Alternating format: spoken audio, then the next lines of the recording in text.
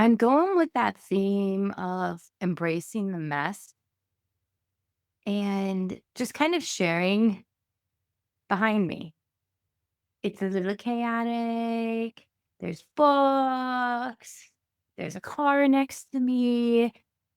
And the reason why I want to share this with you is I'm starting to let go of what my house should look like at certain points in the day. Like, I could have cleaned this all up for you and showed you a perfect room, but we've got our princess hut with all her toys in it. It's really a time during the day for me to work or give myself a little self care. I know that can be really challenging for people. Like, it was so challenging for me at the beginning. To say I have it all figured out is an overstatement. I have figured out what works for me. But I want you to look at something in your life where you feel it's a little bit chaotic, a little messy, and say, what can I do for myself to let go of caring about the messiness? Now, that being said, I don't want my house to always feel chaotic. But when I need to get stuff done, I let the chores fall to a different time when I know that I'm not going to be overwhelmed. For example, when she is napping, maybe there's one little thing I'll do to help with the messiness. For me, it's the things that I know I could trip on and hurt myself because I'm a klutz. So I need to get the puzzles back on the shelf. That's the one thing I need to always put away before I get to my work. Because once I start working, I'm so focused either on that or music or whatever that time I'm devoting to. Maybe it's a workout, but I need to just do one thing to reduce the chaos around me. When my child goes to bed, I do a quick little pickup of toys and then I let it go. I've kind of already put places for certain things. And now that she's old enough, I'm starting to teach her how to put things away. And I always add some sort of song components because it's more fun to clean up when you have a song. And I'm sure this is something you did as a kid or now you do with your children, and it's just super helpful. And then it reduces the mess. But I personally found that when I was trying to always clean up throughout the day because I'm a little type A, it just made it harder at the end of the night.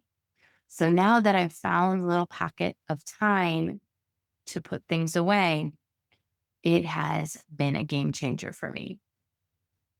So, what are some things that you could do and look around you right now? Maybe you're at your office, maybe you're at home, maybe you're listening to this at nap time.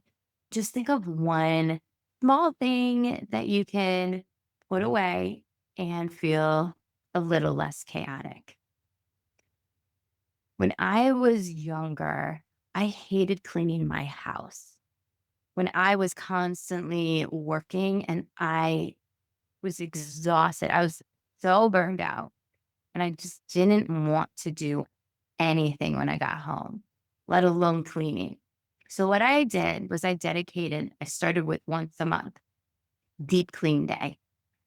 And it helped me get in a groove, but I still really hated it. So then what I started to do was on Mondays, I designated it to be dusting day. So when I got home from work, that before you completely veg out on the couch, you're just gonna just dust. Just dust all the photos, the pictures on the wall, or TV, everything. Then another day, I believe that was Wednesday, I would do just a vacuum of the floors and a sweep. And it just calmed the chaos.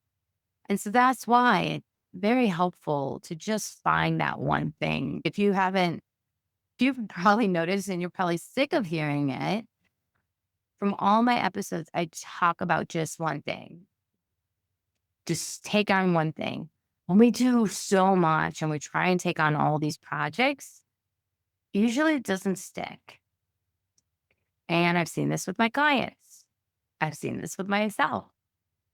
From the tent to the fishy on the ground to this big old car next to me with all the shakers in it. I hope you're able to find a little peace knowing that someone else is going through the same thing. And if this is something you absolutely do not want to do, delegate. Hire someone to clean your house. There are many people that are in need of jobs. Hire someone. And if you can't, then find that one thing. I know it's hard because we have so much on our plate. I have a lot of things I want to do during her nap time, and it doesn't always happen. But if I'm constantly cleaning, I'll never get to the things that I really want to do. So, the other piece of advice I have, and the last thing that I want you guys to do is find that sanctuary space.